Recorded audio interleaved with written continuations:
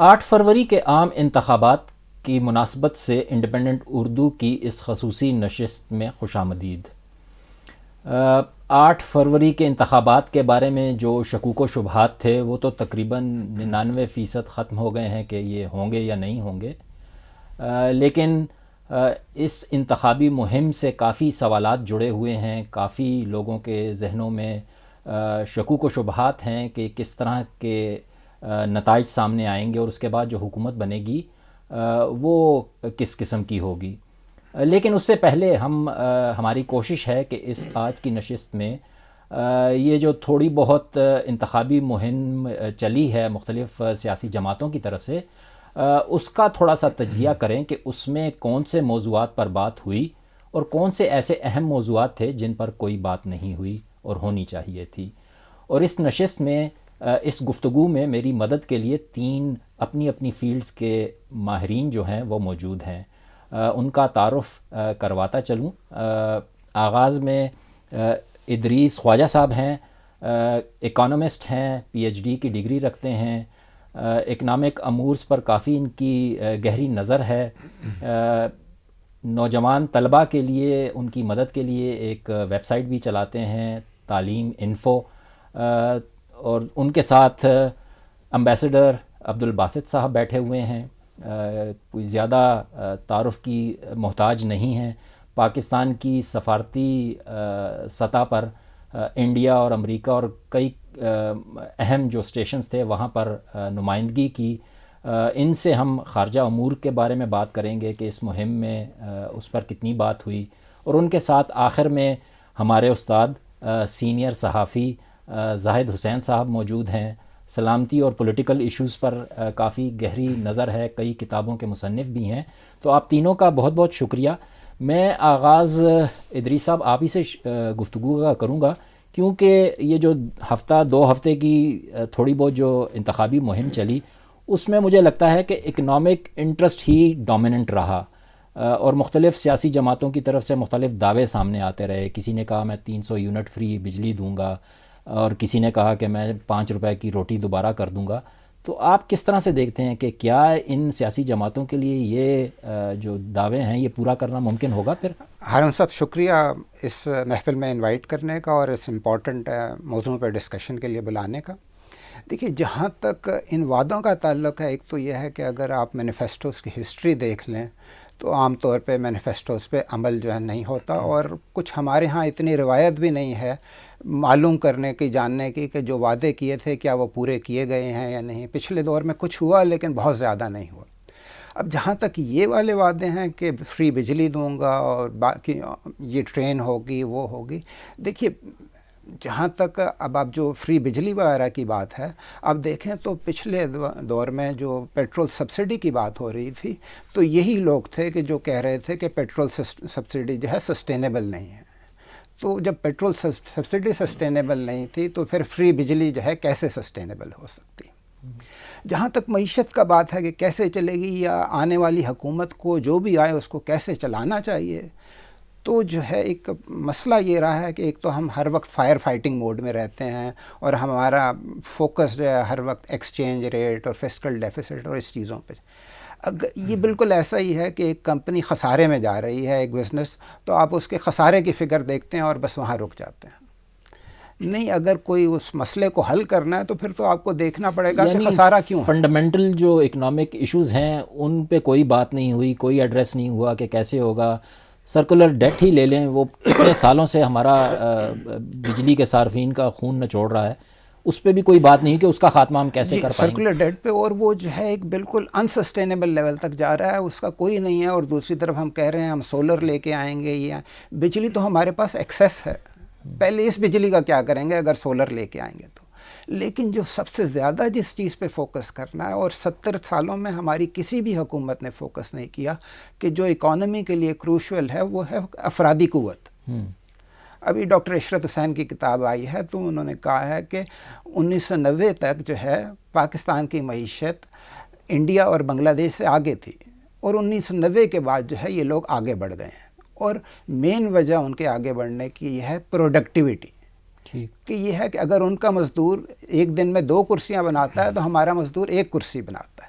اور پروڈکٹیوٹی کے پھر آگے بہت سے عوامل ہیں، اور اس میں سب سے بڑی چیز جو ہے ایجوکیشن ہے، پھر اسکل ہے، اور پھر جو ہے ان کی صحت ہے۔ تو نہ ہم نے کبھی صحت پہ توجہ دی ہے، نہ ہم نے کبھی ایجوکیشن پہ توجہ دی ہے۔ اگر انڈیا اور بنگلہ دیش کی جو ہے لٹریسی لیول 75 اور 78% ہے، تو ہمارا کئی سالوں سے جو ہے 60% کے ارد گرد جو گھوم رہا ہے، اور 60% میں بھی جو ہے وہ جو ہے دستخط کرنے والے بھی جو ہے شامل۔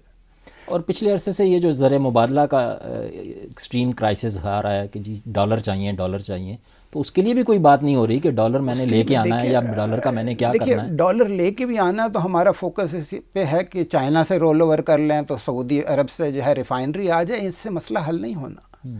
سسٹینیبل سورسز آپ کے دو ہی ہیں، ریمیٹنسز اور ایکسپورٹس۔ ایکسپورٹس بڑھانے پہ کوئی توجہ نہیں ہے، اور ایک مشکل کام بھی ہے کہ ہم کمپیٹیٹیو نہیں ہیں، خاص طور پہ ہماری انرجی جو ہے بہت مہنگی ہے۔ لیکن بہرحال آپ کو اگر جو ہے اس کا ایکسچینج ریٹ کا مسئلہ حل کرنا ہے، تو آپ کو سب سے زیادہ جو ہے اپنی ایکسپورٹس پہ جو ہے توجہ دینی ہے، جو کہ فی الحال نہیں ہے۔ لیکن ایکسپورٹس بڑھیں گی تب ہی کہ مثلاً دیکھ لیں، اگر ایک چیز نے جو ہے ترقی کر رہی ہے گریجولی، تو وہ ہے فری لانسنگ۔ اور فری لانسنگ اور دوسروں میں آپ فرق دیکھیں تو فری لانسنگ میں حکومت کی کوئی مداخلت نہیں ہے، اس لیے وہ پنپ رہی ہے۔ وہ پنپ رہی۔ تو آپ کو حکومت کو بیچ میں سے نکلنا پڑے گا، لوگوں کو کاروبار کے مواقع دینے پڑیں گے اور آسانیاں پیدا کرنے پڑیں گی۔ اس میں بہت ساری اصلاحات کی ضرورت ہے، پھر آپ کہیں گے تو ان اصلاحات پہ جو ہے آگے بات کریں گے۔ اور یہ ان سیاسی جماعتوں نے کوئی اپنی ٹیمز بھی نہیں بتائیں کہ اکنامک فرنٹ پہ کون سا ان کا فرنٹ مین ہوگا جو لڑے گا۔ مسلم لیگ کا تو کسی حد تک ہے کہ ڈار صاحب بھی شاید دوبارہ ان کو دیں، لیکن زیادہ لوگ کوئی ان کی بھی پرفارمنس سے خوش نہیں ہیں۔ باسط صاحب، آپ سے میں پوچھنا چاہوں گا کہ ہماری ساری مہم میں کہیں خارجہ پالیسی کا کوئی ذکر نہیں آیا، اور اس انتخابی مہم کے دوران ہم ایران کے ساتھ لڑے بھی، ہماری ایک جھڑپ بھی ہوئی، لیکن پھر بھی اس مہم پر انٹرنیشنل ایشوز یا فورن افیئرس کا کوئی اثر نظر نہیں آیا۔ اس کی کیا وجہ ہے؟ بسم اللہ الرحمن الرحیم۔ بہت شکریہ ہارون صاحب۔ وجہ میرے خیال میں لوگوں کا شاید کنسرن ہی نہیں ہے، یا لوگوں کو اب انڈیفرنٹ سے ہو گئے ہیں میرے خیال میں۔ اور چونکہ اس وقت اکنامک ایشوز اتنے زیادہ ہیں ملک میں کہ اس طرف توجہ ہی نہیں جا رہی۔ حالانکہ یہ یاد رکھنا چاہیے کہ ادریس صاحب نے بالکل ٹھیک کہا، ریمیٹنسز کی بات ہو رہی ہے، فارن انویسٹمنٹ کی اگر بات ہوگی تو اس کے لیے ایک جاندار فارن پالیسی بھی آپ کو چاہیے نا، اس کے بغیر یہ ہو نہیں سکتا۔ لیکن یہ آپ نے بالکل ٹھیک کہا، جہاں تک مینیفیسٹوز کی بات ہے، تمام پارٹیز کے مینیفیسٹوز میں بڑے ڈیٹیلڈ چیپٹرز موجود ہیں فارن پالیسی پہ، لیکن جہاں تک تقاریر کی بات ہے، ریلیز کی بات ہے، کم از کم میں نے کسی لیڈر کو نہیں سنا کہ وہ فلسطین کی بات کرے، کشمیر کی بات کرے، یا چائنا کے تعلقات، یا افغانستان فار دیٹ میٹر۔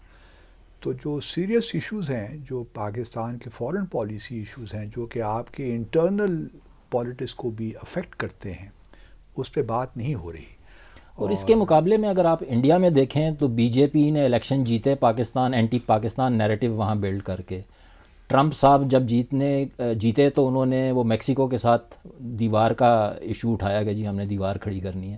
یہاں اس طرح کا کوئی ایک لحاظ سے اچھا ہے، دس شوز کہ ہم بحیثیت قوم we have come of age, ہم میچور ہو گئے ہیں، اور ہم یہ جو ہے اینٹی انڈیا ریٹرک میں یا اس قسم کے ریٹرک سے اب نکل گئے ہیں۔ میں تو اس کو پازیٹیو طریقے سے دیکھتا ہوں۔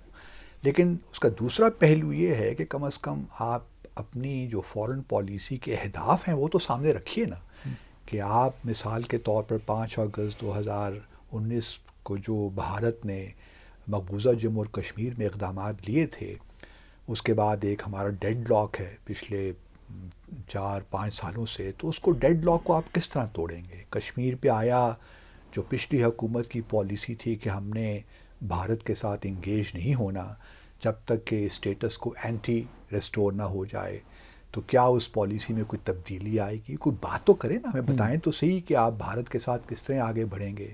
پھر امریکہ پچھلے جب سے اپریل 2022 سے ہم دیکھ رہے ہیں کہ امریکہ کے بارے میں بہت سی باتیں کی جا رہی ہیں، اس کی جو مداخلت ہے اس کے بارے میں باتیں کی جا رہی ہیں. تو ہماری امریکہ کے ساتھ کیا پالیسی ہوگی؟ کیا that would be at the cost of our strategic partnership with China? China کے ساتھ ہم کس طرح آگے بڑھیں گے جو اس وقت ایک خدشات پیدا ہوئے ہیں.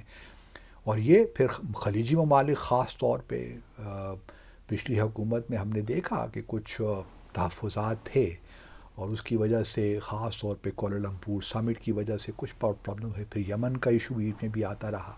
تو یہ تمام وہ چیزیں ہیں جو کہ ہمارے اندرونی جو ہمارا ایک ڈیولپمنٹ ایجنڈا ہے اس کو براہ راست اس پہ اثر انداز ہوتے ہیں. تو فارن پالیسی میں سمجھتا ہوں کہ بات کرنی چاہیے اور لوگوں کو سوالات بھی پوچھنے چاہیے. لیکن اس کی وجہ یہ تو نہیں ہو سکتی کہ جو بھی پولیٹیکل گورنمنٹ رہی ہے اب زیادہ سے زیادہ خارجہ امور پر بھی سیکیورٹی اسٹیبلشمنٹ کا زیادہ ہولڈ ہو گیا ہے. اب وہ ڈیسائیڈ کرتی ہے کہ کس کے ساتھ ہم نے کس طرح سے تعلقات رکھنے ہیں. شاید یہ وجہ ہے. دیکھیے یہ تو ہر ملک میں ہوتا ہے جہاں تک کیونکہ سیکیورٹی اور فارن پالیسی ساتھ ساتھ چلتے ہیں. اور چونکہ ہمارے اس وقت بہت سے ایشوز ہیں، اگر آپ افغانستان کو لے لیں تو ٹی ٹی پی کا ایشو ابھی تک چل رہا ہے، وہاں پہ دہشت گردی نے دوبارہ سر اٹھایا ہے. اسی طرح بھارت کے ساتھ میں نے اور پھر شاخسانے وہاں بھی ملتے ہیں کہ جو ہماری بلوچستان کی مثال کے طور پر بی ایل اے ہے یا بی آر اے ہے، باقی جتنے بھی آرگنائزیشنز ہیں اس قسم کی پروسکرائبڈ، کہاں سے ان کو فنڈنگ ملتی ہے، تمام وہ ایشوز ہیں. پھر ایران کے ساتھ آپ کا ایک چل رہا ہے معاملہ. تو سوال یہ پیدا ہوتا ہے کہ ان معاملات میں آپ کو انپٹ تو لینے پڑتے ہیں نا سیکیورٹی ایجنسی سے، اس کے بغیر تو آپ پالیسی بنا ہی نہیں سکتے. لیکن میں ذاتی طور پہ اپنے تجربے کی بنیاد پہ بات کہہ سکتا ہوں اور بڑے وثوق کے ساتھ کہہ سکتا ہوں کہ ہمارے ہاں چونکہ سویلین انسٹیٹیوشن اس طرح ڈیولپ نہیں ہوئے، اس طرح اسٹرینتھن نہیں کیا گیا ان کو، اس وجہ اور یہ ریاست کا ایک مزاج ہوتا ہے کہ وہ خلا نہیں چھوڑتا. اور اگر سویلین انسٹیٹیوشنز اپنا کام ٹھیک نہیں کر رہے تو کوئی نہ کوئی اس کی جگہ وہ خلا ضرور پر کرے گا. وہ ٹھیک ہے غلط ہے وہ ایک الگ بحث ہے، لیکن خلا کو پر کرنا پڑتا ہے. تو اور ہم نے ماضی میں دیکھا کہ سویلین حکومتوں نے بہت سے ایسے ڈیسیشنز لیے جو کہ شاید اسٹیبلشمنٹ کو قابل قبول نہیں تھے، لیکن بات آگے بڑھتی رہی. لیکن یہ ہے کہ I agree with you to an extent کہ ایک لحاظ سے جو ہمارے کی ایشوز ہیں فارن پالیسی کے، چاہے وہ انڈیا ہو، افغانستان ہو، ہمارے تعلقات امریکہ کے ساتھ ہوں، ان میں بھارت کا ایک زیادہ عمل دخل ہمیں نظر آتا ہے. اور that is given the ground situation that seems to be inevitable, وہ بہرحال رہے گا. ٹھیک. زاہد صاحب آپ سے میں یہ پوچھنا چاہتا ہوں کہ بڑے خدشات تھے سیکیورٹی کے اور کچھ حالات بلوچستان میں گزشتہ دنوں میں یکے بعد دیگرے کئی حملے بھی ہوئے. تو آپ کو کیا لگتا ہے کہ یہ جو انتخابی مہم تھوڑی ماٹھی سی تھی، تھوڑی اتنی زیادہ جوش نہیں پکڑ سکی، تو سیکیورٹی خدشات بھی تھے اس کی ایک وجہ؟ نہیں، میرا خیال اس کی وجہ کوئی نہیں تھی. اگر آپ دیکھیں کہ 2008 کے الیکشن میں اور 2013 کے الیکشن میں جو صورتحال تھی اس سے تو بہت زیادہ خراب تھی. اگر آپ دیکھیں 2008 میں جو الیکشن ہوئے تھے وہ اس کے فوراً بعد ہوئے تھے جب بے نظیر بھٹو صاحب کے جو ہے اسیسینیشن کے فوراً بعد ہوئے تھے. تقریباً دسمبر میں ان کی شہادت ہوتی ہے وہ اور فیبرری میں الیکشن ہو جاتے ہیں. تو اس وقت تو زیادہ خطرات تھے. اور اس کے بعد 2013 میں بھی آپ کو یاد ہوں گے کہ نیشنل عوامی پارٹی پہ خاصے اٹیک ہوئے تھے اور یہ ساری چیزیں ہوئی تھیں. آج کی صورتحال یقیناً خراب ہے، لیکن اتنی بھی خراب نہیں ہے جو کہ الیکشن نہ ہونے کی وجہ بن سکے. اور یہ تو ایک یہ بھی کہہ سکتے ہیں کہ اگر کوئی دہشت گردی کی جو کارروائیاں ہو رہی ہیں وہ کچھ علاقوں تک جو ہے کنفائن ہے. یہ نہیں ہے جیسے اب 2008 میں ہم دیکھتے تھے کہ پورے ملک میں پھیل گئی تھی.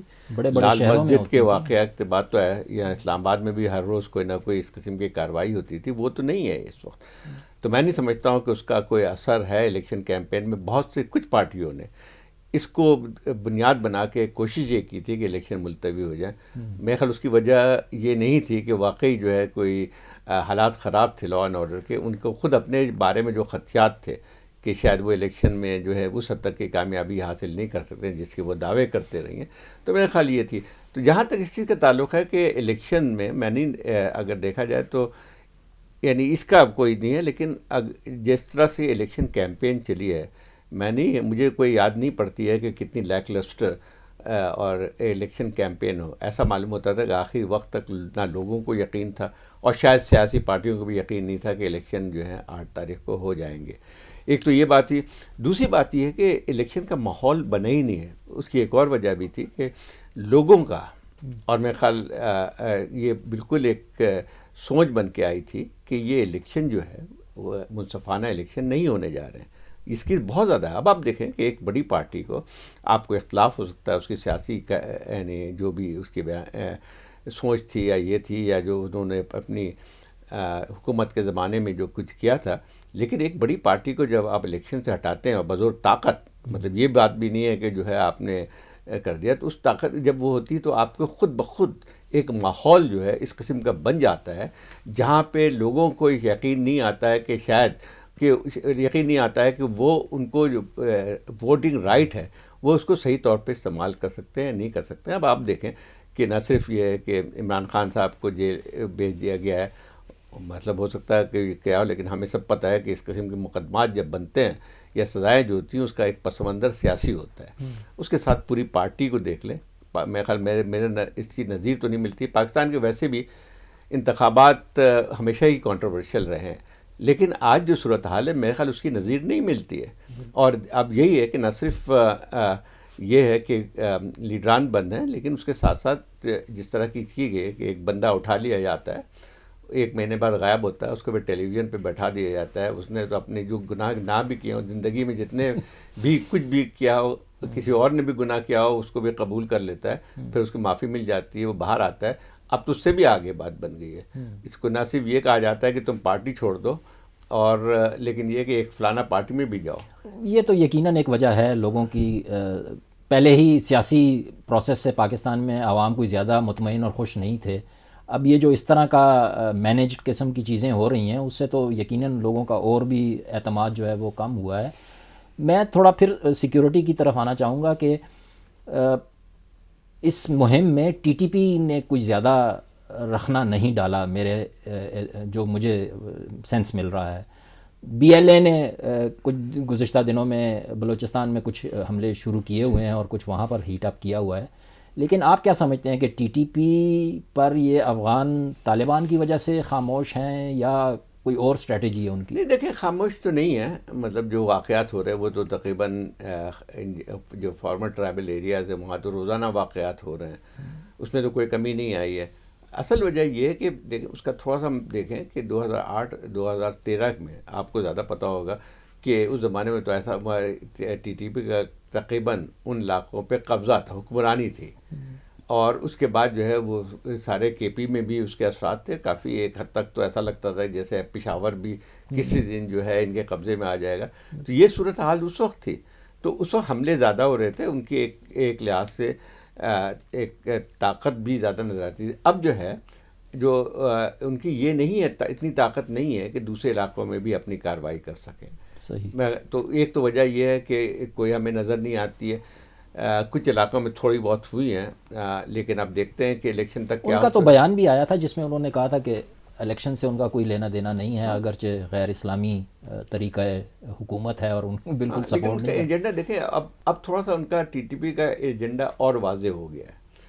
پہلے تو ایک وہ تھا کہ ایک لحاظ سے جس کو کہتے ہیں انتقام کی وجہ بھی تھی، بن کے آئی تھی. اس زمانے میں جو ہے ان کا کہنا یہ تھا کہ افغانستان میں جو امریکہ کی فوجی کارروائیاں ہو رہی ہیں اس میں پاکستان کا ساتھ دے رہا ہے، یا اس کے ساتھ ساتھ جو ہے جب لال مسجد کے واقعات ہوئے تھے اس کا ایک اثر پڑ گیا تھا جہاں پہ یہ ساری چیزیں ہو رہی تھی. لیکن اب جو ہے وہ جو کہہ رہے ہیں کہ جو ہے وہ ان کا لینا دینا نہیں ہے، تو ان کا صرف یہ ہے کہ اب وہ ان کا سارا فوکس جو ہے اگر دیکھا جائے ٹی ٹی پی کا اس وقت اپنے اس جو نیا ایجنڈا جو بنایا ہے کہ جو ہے وہ فاٹا سے جو فارمر فاٹا ایریا ہے وہاں پہ دوبارہ ان کو آنے کی اجازت دی جائے، وہاں سے فوج ہٹ جائے، اور ایک لحاظ سے جو فیصلہ کیا گیا پاکستان سے انٹیگریشن کا اس کو ہٹا دیا جائے. تو ان کی جنگ جو ہے اس وقت لیمیٹڈ ہے. نہیں، لیکن میرا سوال یہی تھا کہ یہ الیکشن میں کچھ خاموش نظر آ رہے ہیں. ہاں، تو یہ کیا پاکستانی دباؤ ہے افغانستان کا؟ نہیں دباؤ نہیں ہے، میرے خیال یہ کہ حکمت عملی ان کی بن کے آتی ہے. اور بات یہ کہ ان کی وہ قوت بھی نہیں ہے جس کو کہتے ہیں نا کہ تمام ان کی ایسی نہیں ہے کہ جو ان کی تنظیم جو ہے وہ اتنی زیادہ مضبوط ہے کہ وہ کسی بھی جگہ جا کے کمزور کر سکیں. ان کے یقین طور پہ کچھ سلیپر سیل بھی تھے کچھ جو واپس آئے ہیں افغانستان سے طالبان کی حکومت آنے کے بعد جو ہے. ایک تو ان کا تھا, لیکن ایک لمیٹڈ دہشت گردی کی کارروائی تو کر سکتے ہیں, اور لیکن یہ کہ اس قسم کی کارروائی جو ہے اچھا ان کی ایک اور اسٹریٹجی مجھے جو لگتی ہے وہ بن کے آئی ہے کہ سیکیورٹی فورسز کو نشانہ بنایا جائے, جس میں آپ کے پی میں دیکھ لیں جتنی بھی ہوئی ہیں ہلاکتیں ہوئی ہیں وہ زیادہ تر آپ کے فوجیوں کی یا جو ہے پولیس والوں کی ہوئی. اب جہاں تک بلوچستان کے تعلق ہے تو وہاں پہ تو ایک بالکل پیورلی ٹیررسٹ وہ بن کے آتی ہے, جہاں پہ کارروائیاں بھی مختلف علاقوں میں, لیکن وہاں پہ مجھے لگتا ہے کہ زیادہ اثر پڑ سکتا ہے الیکشن کے دوران میں, کیونکہ یہ جو وہاں ان کی زیادہ تر کارروائیاں ہیں وہ جو مکران کے علاقے میں مکران ڈویژن پورا جو ہے جس میں کچھ ہے کیچ ہے, اس کے علاوہ جو ہے یہ خاران وغیرہ میں بھی ہو سکتی ہے, ابھی بھی مچھ میں ابھی واقعہ جو ہوا ہے تو وہاں پہ زیادہ خطرہ ہے, لیکن ان کی طاقت بہت زیادہ نہیں ہے جس کو کہہ سکتے ہیں. ان کے پاس ضرور کچھ بہتری حالت آئی ہے کہ ان کے پاس شاید زیادہ فائٹرز آ گئے ہیں, اس کی وجہ اب بہت لمبا جانے کی ضرورت نہیں ہے, ہماری خود کی پالیسی بھی ایسی رہی ہے کہ جس کی وجہ سے کافی لوگوں کو ہم نے دھکیل کے ان کی طرف کر دیا. دوسری طرف یہ تھا کہ ان کے پاس ہتھیار جو آئے ہیں وہ بہت ہی یعنی ایک ماڈرن ویپنس آئے ہیں. اب یہ کہا جا سکتا ہے کہ وہ کہاں سے آئے ہیں, سب کو ایک اندازہ موجود ہے کہ جو نیٹو فورسز نے وہاں پہ ہتھیار چھوڑے ہیں افغانستان میں, تو ضروری نہیں ہے کہ طالبان نے ہی جو ان کو دیا, وہ جو ہے ایک اوپن مارکیٹ میں آسانی کے ساتھ آ جاتے ہیں, تو وہ جو ہے پہنچا دیے جاتے ہیں ان کو. امریکہ کے بارے میں ایک الزام ہے پاکستان کا کہ حکومتیں وہ لاتا ہے اور اتارتا, وہ بھی اس کی انوالومنٹ اور اس کی پسند ناپسند بہت ضروری ہوتی ہے. تو باسط صاحب یہ بتائیں کہ یہ ٹیررزم کے حساب سے جو پارٹی کا اب تک جو سامنے آیا ہے, کون سی ایسی پارٹی ہے جس کی باتیں امریکہ کو زیادہ پسند آئیں گی, کیونکہ وہ ابھی انوالو ڈائریکٹلی تو نہیں ہے لیکن اس کے انٹرسٹ تو ہیں, افغانستان میں بھی ہیں, ایران میں بھی ہیں, اس طرف بھی ہیں. تو امریکہ کے لیے ٹیررزم کے اعتبار سے کون سی پارٹی آپ سمجھتے ہیں کہ زیادہ سوٹیبل نظر آتی ہے؟ اب یہ بھی ڈیپینڈ کرتا نا, ایک عام پرسیپشن تو آپ نے بتایا, دوسرا پرسیپشن یہ بھی ہے کہ امریکہ خود پاکستان کو ڈیسٹیبلائز رکھنا چاہتا ہے. یہ بھی ایک, اگر آپ عوام سے پوچھیں تو یہ کہیں گے کہ جی امریکہ کی پالیسی یہی ہے, اور یہ بھارت اور ان کے چونکہ اسٹریٹجک کنورجنس ہے اس علاقے میں, چائنا ٹو کاؤنٹر چائنا, تو پاکستان کو تھوڑا ویک رکھنا چاہتے ہیں مینج طریقے سے, اس کی اکانومی بھی گرو نہ ہو سکے, تو تاکہ پریشر میں رہے, اس کو سی پیک سے ذرا دور کریں, چائنا کی جو اسٹریٹجک پارٹنرشپ ہے اس سے دور کریں, بھارت کے ساتھ جو ہیں تعلقات کو ٹھیک کرنے کی کوشش کریں, کشمیر کو 10 سال کے لیے 20 سال کے لیے فریز کر دیں, جو باتیں ہوتی رہتی ہیں. تو اس حوالے سے اب یہ کہنا بہت مشکل ہے کہ کون سی پارٹی. دیکھیے تمام پارٹیز یہی کلیم کرتی ہیں کہ ہم دہشت گردی کا قلع قمع کر دیں گے, کوئی یہ نہیں کہتا کہ ہم دہشت گردی کو پروان چڑھائیں گے. لیکن یہ بات میں ماضی کی اگر 3 حکومتیں میں دیکھوں, 2008 سے 2013 تک زرداری صاحب کی, اس کے بعد نواز شریف صاحب کے اوپر عمران خان کی, تو مجھے لگتا ہے کہ جہاں تک دہشت گردی کی بات ہے اس میں زرداری صاحب کی حکومت میں تعاون ذرا زیادہ رہا ہے. اسی کی وجہ سے بعد میں ہم نے دیکھا کہ کس طرح جو ریمنڈ ڈیوڈ کے معاملات بھی ہوئے, اسامہ بن لادن کا بھی واقعہ ان کے زمانے میں ہوا, اور پھر یہاں as a matter of fact Islamabad میں اس وقت چونکہ میں فارن آفس کا ترجمان تھا تو میں جانتا ہوں کہ کتنے یہاں پہ اسلام آباد میں, اور ظاہر صاحب کو ہی معلوم ہوگا, بے شمار گھر یہاں پہ CIA نے کرایوں پہ لیے ہوئے تھے, تو اور ان کی انٹیلیجنس یہاں پہ بڑی بھرپور طریقے سے ہو رہی تھی. تو اس حوالے سے اگر ایک تجزیہ کیا جائے کمپیریٹیو, تو اس میں لگتا ہے کہ they are more comfortable with Zardaris. لیکن میرا اپنا خیال یہ ہے کہ نواز شریف صاحب is also open to having cooperation in this area, لیکن اس کا دار و مدار اگین کیونکہ یہ وہ ایریا ہے جس میں ہماری establishment is more involved than civilian set up in Islamabad. ان کا military to military, intelligence to intelligence, جو ان کا ایک کوآپریشن ہے, کولیبوریشن ہے, کوآرڈینیشن ہے, وہ زیادہ ہے, خاص طور پہ ان آرگنائزیشنز کے تحت جو کہ امریکہ کو بھی ٹارگٹ کرتی ہیں. خراسان ہے, ISS وغیرہ ہیں, یہ جو پاکستان بیسڈ یا جن کا ٹارگٹ پاکستان ہے یا بلوچستان ہے, کیونکہ دیکھیے بہت سی ہمارے پاس اب ایویڈنس بھی موجود ہے خاص طور پہ بلوچستان میں جو انڈیا کی انوالومنٹ ہے اس کو ہم سب جانتے ہیں، اور اس کے پیچھے اور کیا حکمت عملی ہے وہ بھی ہم سب جانتے ہیں. تو اس لیے ڈپینڈ کرتا ہے کہ پاکستان کی حکومت یا امریکہ کی حکومت میں کتنا کوآرڈینیشن ہے ان آرگنائزیشنز ملیٹنٹس کے خلاف جو کہ امریکہ کے لیے بھی پرابلمٹک ہیں. دوسری طرف کچھ ایسی آرگنائزیشنز ہیں لائک سینٹرل ایشین، مثال کے طور پر ازبکستان اسلامک موومنٹ ہے یا ETIM ہے.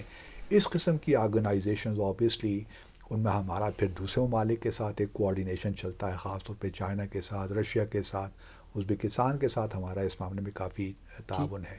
تو ڈپینڈ کرتا ہے کہ امریکہ ٹیررزم جو ہے مختلف اس کی مینیفیسٹیشنز ہیں، اور کس حد تک ہم امریکہ کے ساتھ انٹیلیجنس کوآپریشن ہمارا ہوتا ہے، وقتاً فوقتاً وہ اس میں اتار چڑھاؤ آتا رہا ہے ماضی میں.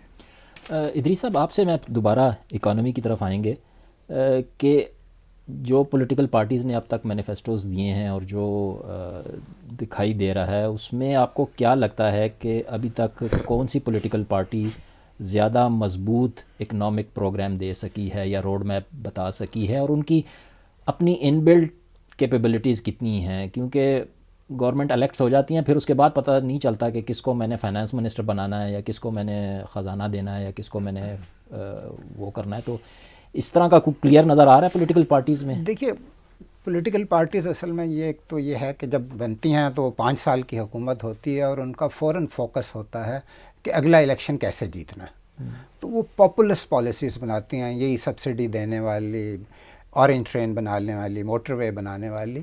یہ چیزیں تمام آپ کو اپنے وسائل دیکھنے ہیں اور اس حساب سے جو ہے کام کرنا ہے. کوئی بھی پولیٹیکل پارٹی ہو، ان کا لانگ ٹرم فوکس نہیں ہے، اور لانگ ٹرم فوکس نہیں ہے. اور دوسرا جو ہے افرادی قوت پہ جو ہے سوشل ڈیولپمنٹ پہ، ہیومن ڈیولپمنٹ پہ جو ہے فوکس نہیں. ہم ایک تو انڈیکیٹر ہے GDP. پاکستان کے جو فیمسٹ اکانومسٹ تھے ڈاکٹر محبوب الحق، انہوں نے ایک انڈیکیٹر جو ہے پیش کیا تھا امرتا سین کے ساتھ مل کر، ہیومن ڈیولپمنٹ انڈیکس، کہ جو اسکولنگ کو دیکھتا ہے، یعنی ایجوکیشن کو دیکھتا ہے، جو ہیلتھ کو دیکھتا ہے اور انکم لیول کو دیکھتا ہے. ہمارا جو ہیومن ڈیولپمنٹ ہے وہ جو ہے مطلب سری لنکا جو ہے کوئی 191 کنٹریز میں 73 کے رینک پہ ہے، انڈیا جو ہے کوئی 132 پہ ہے، بنگلہ دیش ان سے آگے ہے کوئی 128 وغیرہ، اور ہم 162 پہ. تو جب تک ہم ہیومن ڈیولپمنٹ پہ فوکس نہیں کریں گے، اکانومی ترقی نہیں کر سکتی. لیکن ایسی پارٹیاں ہیں نا، جیسے جماعت اسلامی والے کہہ رہے ہیں کہ جی اب ہم میٹرک تک جو ہے تعلیم خواتین کے لیے بھی اور لڑکوں کے لیے بھی فری کر دیں گے. تو آپ سمجھتے ہیں کہ اس طرح کی پارٹیاں پھر زیادہ ایسی بالکل جو ہے سب سے زیادہ فوکس جو ہے، اور بہت کم، کوئی تھوڑا بہت جو ہے پیپلز پارٹی نے آرٹیکل 25A کے جو کمپلسری ہے ایجوکیشن اس کی بات کی ہے، باقی کسی پارٹی نے جو ہے نہیں کی. سب سے زیادہ ہمیں ضرورت اسی بات کی، اور خاص طور پہ اس ٹیکنالوجی کے دور میں، کہ اس ٹیکنالوجی کے دور میں جو شخص جو ہے واٹس ایپ استعمال کر سکتا ہے وہ اس شخص سے زیادہ پروڈکٹیو ہے جو نہیں استعمال کر سکتا. تو ہمارے ہاں تو چونکہ تعلیم 60% ہے تو بہت سے لوگ نہیں استعمال کر سکتے. تو سب سے پہلے آپ نے تعلیم دینی ہے، باقی چیزیں خود بخود جو ہے بن جائیں گی. افسوس کے ساتھ یہ ہے، بات یہ ہے کہ کسی کا جو ہے شارٹ ان ہیومن ڈیولپمنٹ پہ کسی کا فوکس نہیں ہے، اور جو ہے چھوٹی چیزوں پہ. لیکن جو ہے دوسرا، اکانومی کو بہتر کرنے کے لیے آپ کو اصلاحات کی ضرورت ہے کہ جو ہے آپ کا کام جو ہے تیزی سے ہو سکے. آپ CDA میں گھر کا نقشہ پیش کریں تو آپ کو ہفتہ 2 ہفتے میں پرمیشن نہ مل جائے، نہ کہ جو ہے 1 سال میں ملے. لیکن یہ 1 سال میں ملنے میں کوئی نہ کوئی جو ہے اس میں رکاوٹ ہوگی کہ جب NOC اوور دا ٹیبل ملتا ہے تو شاید انڈر دا ٹیبل بھی کچھ ایکسچینج ہو رہا ہو. تو ایک مسئلہ جو ہے کسی پارٹی نے جس کو ایڈریس نہیں کیا وہ کرپشن کا ہے، کہ جو ہے، اور میں اس کرپشن کی بات نہیں کر رہا جو ٹیلی ویژن پہ میگا کرپشن کی 7 سے 12 بجے تک بات ہوتی ہے، نہیں، یہ وہ کرپشن کی بات ہو رہی ہے کہ ابھی آپ یہاں سے باہر نکلیں لیول پہ تو جو ہے ایک موٹر سائیکل والے کو ٹریفک پولیس نے روکا ہے، ان میں کوئی بات چیت ہو رہی ہے. یہ وہ کرپشن کی بات ہو رہی ہے کہ جو آپ کے ایگزام سینٹرز پکتے ہیں، اس کی بات ہو رہی ہے کہ جو MD CAT کے ایگزام میں آپ نے سنا ہے. تو جو لوگ پیپر آؤٹ کر کے پیسوں کے ذریعے جو ہے ڈگری حاصل کریں گے اور پھر وہ گورنمنٹ کی نوکری میں آ جائیں گے، ان کی کمپیٹنس لیول کیا ہوگی؟ اور پھر ہم کہتے ہیں گڈ گورننس ہوگی. تو جب ایسے لوگ آئیں گے تو وہ گڈ گورننس کہاں سے آئے گی؟ تو اصلاحات کرنے کی جو ہے بہت زیادہ جو ہے ضرورت ہے، جس پہ کچھ توجہ. اور وہ ٹیم آپ مطلب نون والوں کی تو چلیں، ڈار صاحب لگتا ہے کہ آبویس کینڈیڈیٹ ہوں گے، لیکن پیپلز پارٹی میں کوئی آپ کو ایسا نظر آتا ہے جو فائنانس کو اور اکنامک افیئرز کو زیادہ اچھا سمجھتا ہے اور کر سکے گا؟ پارٹی کے جو پرانے دور میں رہے ہیں تو وہ جو اس وقت کامرس منسٹر تھے سلیم مانڈوی والا بھی رہے ہیں، اور وہ دوسرے ایک جو ابھی پچھلے دور میں انٹرم گورنمنٹ میں بھی کامرس منسٹر تھے، وہ بھی فائنانس کے جو ہے رہے ہیں، نوید قمر صاحب. جی، تو پیپلز پارٹی کی یہ کوئی آبویس کینڈیڈیٹس ہیں، لیکن اصل مسئلہ پھر وہی ہے. اور ایک اور چیز جو یہ نگران حکومت میں آئی، وہ جاتے ہوئے لاسٹ گورنمنٹ کر کے گئی، یہ اسپیشل انویسٹمنٹ فیسیلیٹیشن کمیٹیاں، کونسلز جو بنا کے گئی ہیں، اس کا کیا آپ کو لگتا ہے کہ فائدہ ہوگا؟ دیکھیں، اسپیشل انویسٹمنٹ فیسیلیٹیشن کونسل میں تو آپ کو یہ دیکھنا پڑے گا کہ آپ نے جمہوری اداروں کا جو ہے عمل دخل زیادہ چاہتے ہیں یا کچھ اور اداروں کا چاہتے ہیں. اسپیشل انویسٹمنٹ کونسل میں تو دونوں ہیں نا. تو ایک لحاظ سے تو وہ یہ ہے کہ یہ کام کو سپیڈ اپ کرنے کے لیے ہے، لیکن جو ہے یہ صرف چند چیزوں کے لیے ہے نا، کہ ریفائنری رہے ہو تو اس کے لیے سپیڈ اپ کر دو. جو سپیڈ اپ آپ کو کرنا ہے نا، کہ وہ آپ کو شناختی کارڈ جلدی سے مل جائے، آپ کو پاسپورٹ جلدی سے مل جائے، آپ ایک گروسری سٹور کھولنا چاہتے ہیں تو اس کی پرمیشن آپ کو جلدی سے مل جائے، یہ چیزوں کو آپ نے کرنا ہے. یہ صرف جو ہے SICF سے نہیں ہوگا. یہ آپ کو تھوڑا سا، کیونکہ جو بات کر رہے ہیں نا ادریس، بالکل ٹھیک کہہ رہے ہیں، لیکن ہمارا معاملہ یہ ہے کہ ہم بیوروکریسی کو بہتر کرنے کے لیے بیوروکریسی کے اسٹرکچر کو اور بڑھائے جا رہے ہیں. اب SIFC ایک اور بیوروکریٹک اسٹرکچر بن گیا، اور پیرالل اور بہت سی آرگنائزیشنز ہیں جو یہی کام کر رہی ہیں. بورڈ آف انویسٹمنٹ کس لیے آپ نے بنایا ہے؟ آپ اس سے کام لیجئے نا جی، کیوں انویسٹمنٹ وہ نہیں لا سکتے؟ اس کو آپ ریفارم کیجئے، رات دن ایک اور اسٹرکچر آپ کھڑا کر دیں. اور بیوروکریسی میں بھی جیسے باسط صاحب نے کہا، وہ ڈاکٹر اشرف حسین کوئی پچھلے سال میں 3 سال اسی پہ لگے رہے ہیں، وہ انسٹیٹیوشنل ریفارم یونٹ، لیکن وہ ریفارمز جو ہے کامیاب نہیں ہوئی. تو دیکھیں، جو بھی ریفارم آپ کرنا چاہیں گے نا، اصل یہ ہے کہ جو برا سسٹم ہے وہ چل اس وجہ سے رہا ہے کہ اس سے اس وقت کوئی نہ کوئی فائدہ اٹھا رہا ہے. ٹھیک، وہ جو وڈ بی لوزر ہے، آپ نے اس کی اپوزیشن کو جو ہے کاؤنٹر کرنا ہے. ٹھیک، تینوں اتنے واسٹ ایشوز ہیں، سیکیورٹی، پولیٹکس، فارن پالیسی، کہ اس پہ پورا ایک پروگرام ہو سکتا ہے. تو اختصار کے ساتھ میں کوشش کر رہا ہوں کہ اس کو میں سم اپ کر سکوں اور اس کو اینڈ کی طرف لے کے چلیں. باسط صاحب، میرا آپ سے یہ سوال ہے کہ نئی حکومت جو آئے گی اس کے لیے سب سے بڑا فارن پالیسی چیلنج کیا ہونا چاہیے اور کس طرح سے اس کو ایڈریس کرنا چاہیے؟ میں نے بھی ریسنٹلی آپ کی ہی آرگنائزیشن کے عرب نیوز میں ایک آرٹیکل لکھا تھا کہ اچیونگ فارن پالیسی آبجیکٹیوز، نئی حکومت کے لیے کیا چیلنجز ہیں. میرا اپنا خیال ہے کہ ان کو 5 حصوں میں ہم تقسیم کر سکتے ہیں. ایک تو ہمارا جو اسٹریٹجک پارٹنرشپ ہے چائنا کے ساتھ، اس کو بیک آن ٹریک لانا ہے. ہم نے اس میں پچھلے کچھ سالوں میں بہت سے میوچل اپریہنشنز پائی گئیں، کچھ کنسرنز بھی تھے، کچھ چیزیں صحیح سی پیک کے حوالے سے نہیں بڑھیں، اور وہ اسٹریٹجک پارٹنرشپ ہمارے لیے بہت اہمیت کی حامل ہے. ریجنل حالات میں اور جو گلوبل اس وقت تبدیلیاں آ رہی ہیں، اس کے لیے ہمیں اس کو نہ صرف پریزرو کرنا بلکہ آگے بڑھانا ہے. ہماری اکنامک ڈیولپمنٹ کے لیے بہت ضروری ہے، ہماری اسٹریٹجک سیکیورٹی جو ہمارے کنسرنز ہیں اس کے لیے بہت ضروری ہے. پہلا چیلنج تو ہمارا یہ ہے کہ ہمیں چین کے ساتھ کس طرح معاملات کو ٹھیک لانا ہے.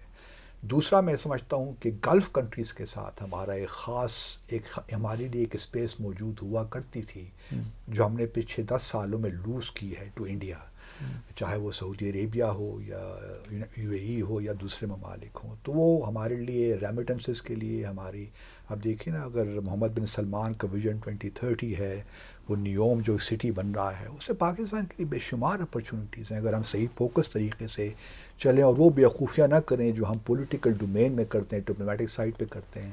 ہمارا فارن پالیسی ایک بہت بڑا ایشو ہے کہ ہم لوز کیننز ہیں، ہم پبلک میں اتنی باتیں کرتے ہیں، ایکسیسو ریٹرک کرتے ہیں کہ اچھا بھلا کام ہو رہا ہے تو اس کو بھی خراب کر دیتے ہیں. تو دوسرا ہمارا چیلنج ہمارے لیے کہ گلف کنٹریز کو کس طرح جو ہم نے اسپیس لوز کی ہے، کس طرح ہم اس کو ری گین کریں. اتنا مشکل کام نہیں ہے، فوکس طریقے سے ہم چلیں گے تو یہ بھی ممکن ہے. اور تیسرا چیلنج ہمارا اوبیسلی بھارت اور افغانستان ہے.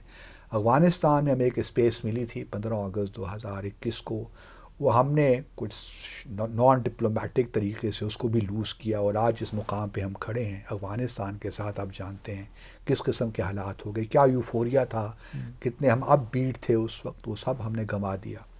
اور پھر بھارت کے ساتھ ایک چیلنج رہے گا کہ کس طرح ہم ڈیڈ لاک کو توڑیں، کس طرح ہم آگے بڑھیں. کیونکہ جب یہ جو ایک امپاس ہے یہ پرماننٹلی تو نہیں رہ سکتا، کہیں نہ کہیں اس کو توڑنا ہے.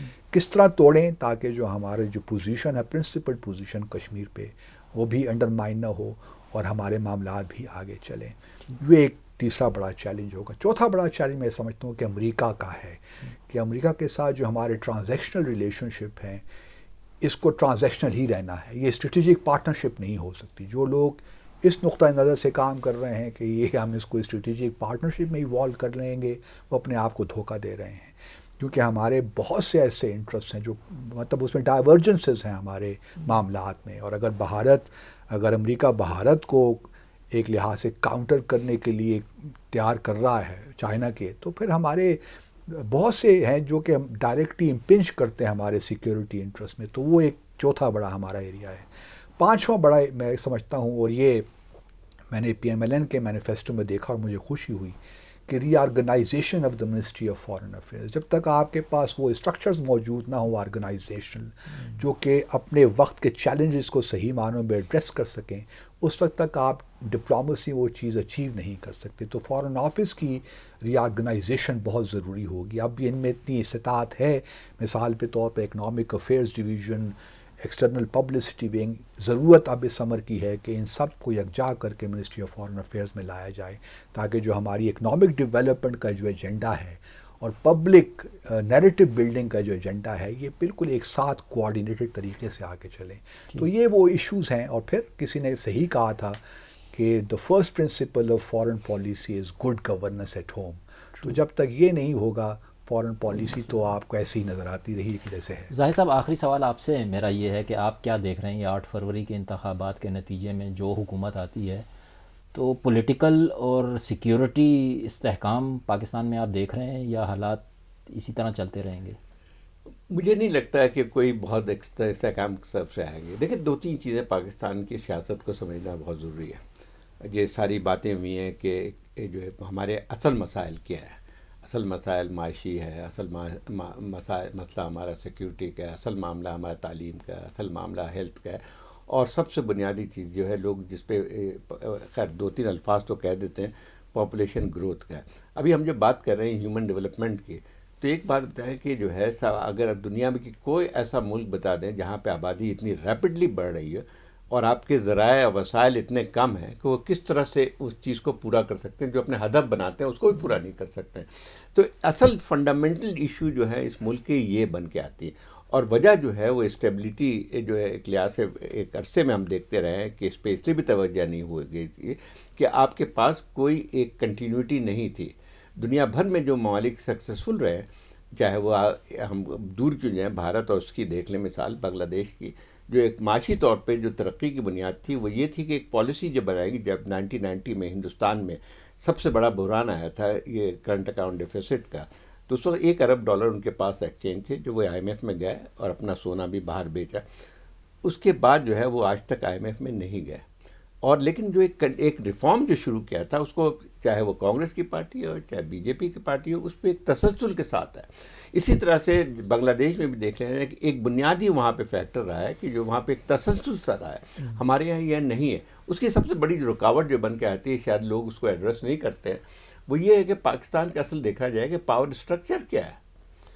اب آپ مجھے بتائیے کہ آپ 75 سال میں جو ہے آپ کے یہاں بہت تبدیلیاں آئی ہیں، ٹھیک ہے، میں سوشل اکنامک بھی تبدیلیاں آئیں بہت ساری. کوئی اسٹیگننٹ تو کوئی سوسائٹی نہیں رہتی ہے، لیکن جس رفتار سے ہونی چاہیے تو وہ نہیں ہے. لیکن آپ کا پاور اسٹرکچر کبھی بدلا نہیں ہے. اگر آپ چاہے وہ آپ کے فوجی حکومتیں رہی ہیں یا جو سو کالڈ سویلین گورنمنٹ رہی ہیں، دونوں میں اگر آپ دیکھیں جائے تو power structure remain the same. اب مسئلہ یہ آتا ہے کہ جو فنڈامنٹل جو آپ کے اکنامک ریفارم کرنے ہیں وہ آپ کو اگر یعنی جو سیاسی پارٹی آتی ہے ان کا کام ہے، تو آپ مجھے بتائیے جب کہ خود ایک ویسٹڈ انٹرسٹ آپ کا جو ہے اس پہ حکمران ہو، تو وہ بنیادی تبدیلی جو چاہیے ہمیں معاشی ترقی میں اور سیاسی طور پہ مستحکم کے جمہوری اداروں کو مضبوط کرنے میں اور اداروں کی ریفارمز میں، وہ تو اسی وقت آتی ہے جب کہ آپ میں جو حکومت آتی ہے وہ اس ریفارم کرنے کی صلاحیت رکھتی ہو اور اپنا اس کا انٹرسٹ بھی بن کے آؤ. یہاں پہ اگر آپ اٹھا کے دیکھ لیں کسی بھی جماعت کا میرے خیال یہ ہے کہ سب سے بنیادی چیز یہی ہے کہ ان کو یہ پتہ نہیں کتنے عرصے تک رہے گی. دوسری پتہ یہ ہے کہ کسی نے بات نہیں کی ہے جو بنیادی اصولوں پہ روزمرہ کے نعروں سے آگے نہیں نکلی ہے. اب مسئلہ یہ آتا ہے کہ مجھے جو آپ استحکام کی بات کر رہے ہیں تو استحکام کس چیز کی ہے؟ استحکام جو ہے ہم اس کی بات کر لیں جو کہ ہمارا جمہوری عمل ہے اس کے استحکام کی بات کر لیں. وہ کہاں سے آتی ہے؟ اس میں اداروں سے آتی ہے. اگر آپ کے ڈیموکریٹک انسٹیٹیوشن جو ہیں وہ اتنے کمزور ہیں، اور میں سمجھتا ہوں یہی اصل چیز ہے کہ کل جو پارلیمنٹ منتخب ہوگی ایک بنیادی مسئلہ جو رہے گا اس کے ساتھ the legitimacy of that parliament will always be questionable. کہ جس طرح سے آپ نے الیکشن کی، جس طرح سے ہوتا ہے نا کہ آپ کسی عمارت کی ایک بنیاد جب غلط رکھتے ہیں تو بنیاد جو عمارت تعمیر ہوگی تو اس کو آپ اس کا ویسے ہی کمزور ہوگی اس رکھتے ہیں. ایک تو بنیاد یہاں سے شروع کیا آپ نے. دوسری بات یہ آتی ہے کہ جو آپ کے یعنی ایک انہیرنٹ کانٹرڈکشن بھی ہے آپ کے پورے ملک میں کہ جہاں پہ آپ ملٹری گورنمنٹ دیکھیں ایک ڈائریکٹ ملٹری گورنمنٹ رہی ہے لیکن اس کے باوجود بھی انڈائریکٹ آپ کا آرمی کا ایک رول رہا ہے یہاں پہ. اب جو ہے وہ زیادہ مستحکم ہو گیا ہے. اگر آپ پچھلے 1.5 سال میں دیکھیں تو آرمی جو ہے اب زیادہ ڈیپلی انٹرینڈ ہیں. جیسے SIFC کی بات آئی تھی پہلے کہ اب ٹھیک ہے ان کا ایک رہا تھا انڈائریکٹ رول، تو اب وہ ڈائریکٹ رول ہوگا کہ اکنامک پالیسی جو بنے گی ملک کی اس میں بھی آرمی کا رول رہے گا. پھر یہ سوال پیدا ہوتا ہے کہ جو پارلیمنٹ وجود میں آئے گی اس کا کام کیا ہوگا؟ وہاں پہ جو ہے یہ چیزیں نہیں ہوں گی تو پھر آپ مجھے بتائیے کہ استحکام کیسے آئے گا؟ ایک تو یہ ہوا. ایک تھوڑا سا اور بھی جو مسئلہ بن کے آیا ہے اس کو ہم یعنی اس کو صرف ایک اس میں نہیں دیکھ سکتے. آپ کا تسلسل جو پچھلے آیا ہے جمہوری عمل کی جو بھی رہا ہے ڈسرپشن رہی ہے اس کے نتیجے میں آج جو ہے جمہوری عمل زیادہ ایک کمزور بن گیا ہے. انسٹیٹیوشن کی بات ہوتی ہے انسٹیٹیوشن ویک ہو گیا ہے. تو پاکستان کا سب سے بڑا ایک اور مسئلہ جو آتا ہے نا جس کی وجہ سے میں نہیں کہتا ہوں کہ بالکل ہی نا امیدی ہے لیکن ایک لحاظ سے جو آپ کے ذہن میں آتی ہے کہ کیا ایک مستحکم حکومت بن سکتی ہے، اس کی وجہ یہ بغیر انسٹیٹیوشنز کے نہ کوئی جمہوری ادارہ چل سکتا ہے نہ جمہوری حکومت چل سکتی ہے. اور اس میں یہی ہم پھر ایک سائیکل میں پھنسے رہیں گے. پاکستان میں چاہے وہ اکنامک مسئلہ ہو، چاہے وہ ہیومن ڈیولپمنٹ کے مسئلہ ہو یا نیشنل سیکیورٹی کے مسائل ہو، فورن پالیسی کے مسائل ہو، وہ بنیادی طور پہ اس کا ایک ہی طرف جاتی ہے، انسٹیٹیوشنل ویکنس. تو پاکستان کا جو کرائسس ہے اس وقت صرف پولیٹیکل نہیں ہے، صرف اکنامک نہیں ہے، یہ سارے ہیں.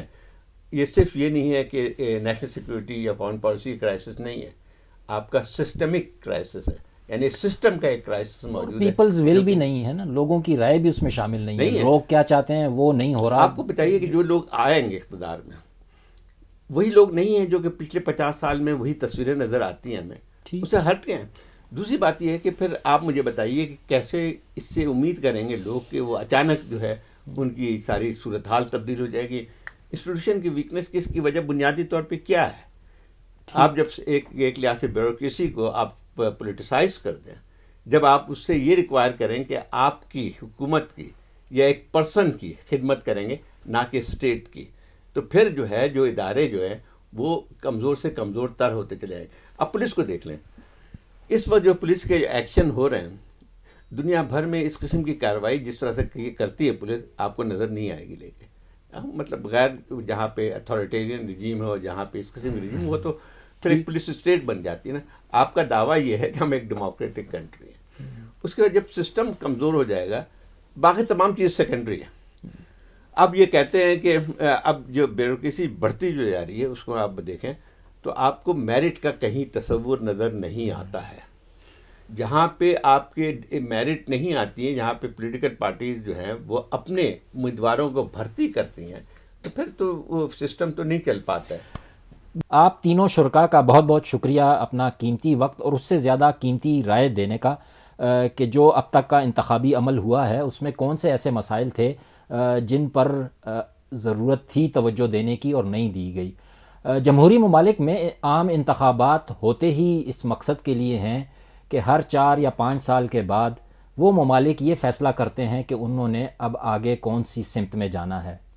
امید کی جا سکتی ہے کہ ان انتخابات میں بھی ہمارے جو سیاستدان ہیں، جو صاحب اقتدار لوگ ہیں انہوں نے کوئی فیصلہ کیا ہوگا کہ آخر اس ملک میں استحکام کس طرح سے لے کے آنا ہے. انہی پازیٹیو تھاٹس کے ساتھ ہارون رشید کو اجازت دیجیے. خدا حافظ.